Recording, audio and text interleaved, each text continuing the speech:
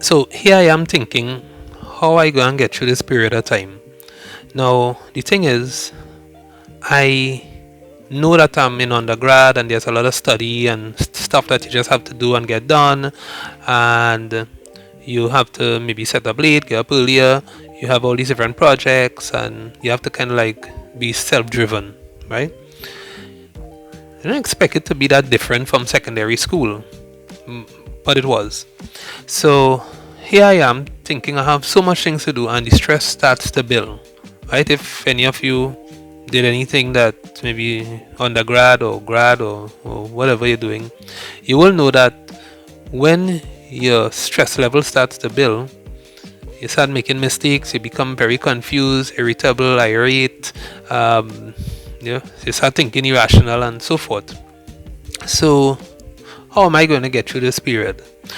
One night, I really can't sleep, lying down on my bed looking up at the ceiling, and a thought came to me. Okay, so it's approaching 12, then it's after 12, and probably it's approaching maybe, I don't know, 1 o'clock or something like that in the morning. I can't sleep. I have projects to hand in, and you're just feeling like so much you have to achieve, so much you have to do, and you're just not getting time. And even if you get the time, you're just feeling like you're burdened down, you're just overloaded with so much stuff. You just don't know where to start. I took a pen, I took a notebook. I may have had, probably I didn't start writing anything in that notebook as yet. And I just started writing down my thoughts, how I'm feeling, and everything. I just started pouring it out on paper.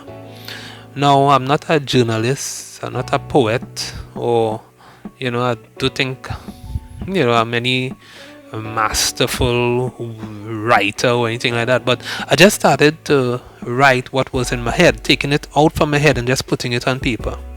And that was remarkable. What I didn't recognize is how the brain operates. When we are able to take stuff from here and put it down in front of us and then look at it, something happens. We're able to now move things around, simplify things, recognize what might need to stay, what needs to go. Also recognizing that, these things might be happening to me. This is how I feel right now.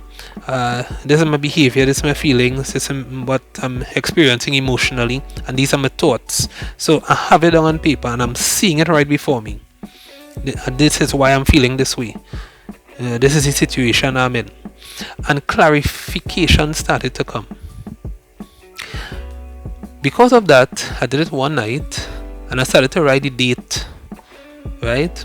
Okay, so this was in such and such day, I write in the year and so forth. Next night, I'm doing the same thing.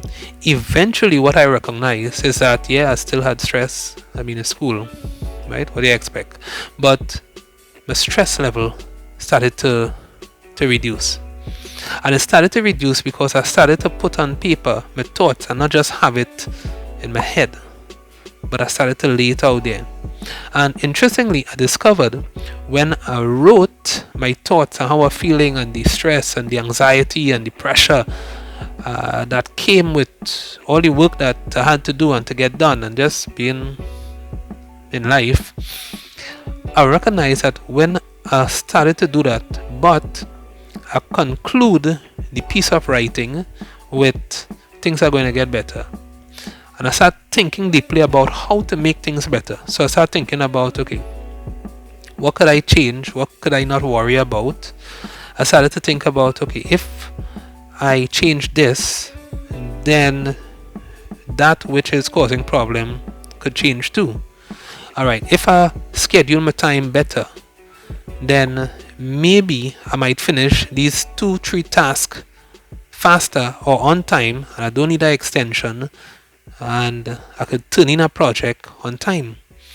And because of that, it doesn't mean I didn't turn in projects late still, but I started to turn in projects on time, less stress because of getting things wrong. And if I turned something in on time and it was done incorrect and the professor saw it or so, They will say, hey, you know what, you did XYZ, the due date is not yet, fix this, fix that, make sure you get back to me by the due date. And so I was able to have that sort of flexibility and leeway now to operate, because I was writing down my thoughts, things were becoming clearer, I was moving stuff from my head onto paper. I know it makes me recognize that, and this is sometimes you hear writers, or you hear not just short story or novelists talk about this, you hear songwriters talk about this, that when they pour out on paper what's going on in their head, they are able to find some sort of clarity.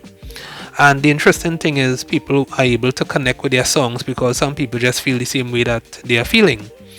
So this whole thing about narrating, writing, and trying to write oneself into clarity or to heal, because it could be a very healing experience too. Imagine you probably going through some life-changing situation. Maybe it could be that you are ill and life kind of hit you hard, or maybe you're experiencing some economic challenges, and where you expected to be in life right now, you're really not there.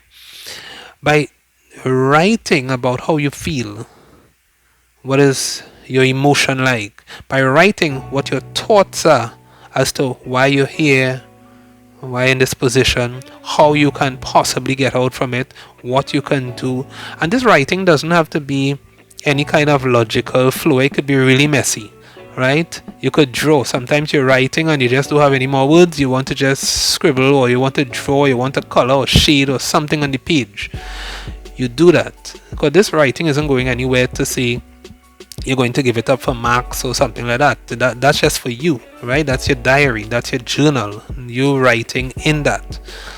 And while today I don't write as much as I probably used to, at least when it comes to journaling my thoughts, right? I use other methods now, but journaling has proven to be an exceptional technique in helping persons, including myself at one time, to really clarify and to make sense of what was going on.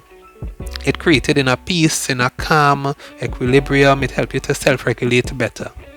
And of course, as I said, at the end of my writing, what I will do is I will end off on a positive note, right? If I can't think of anything positive, tomorrow I'll wake up, I will see a better day, the sun will shine brightly, the birds will chirp, something that I could have concluded. So it wasn't negative, negative, negative, negative, negative, negative, and at the end it's just negative. No, it was, yeah, these are things, these are reality, this is my reality, this is what I'm going through, this is what I'm experiencing right now, but it's going to get better.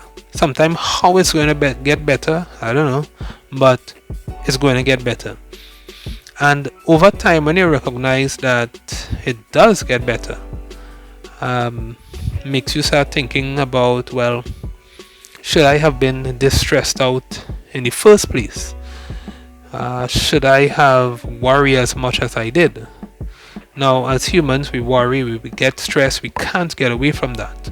But when we journal our thoughts and we're able to reason things out, we're able to become a reflective practitioner, we're able to see, well, maybe this is not something I should have been overly concerned about. I should be concerned, but not overly concerned about it.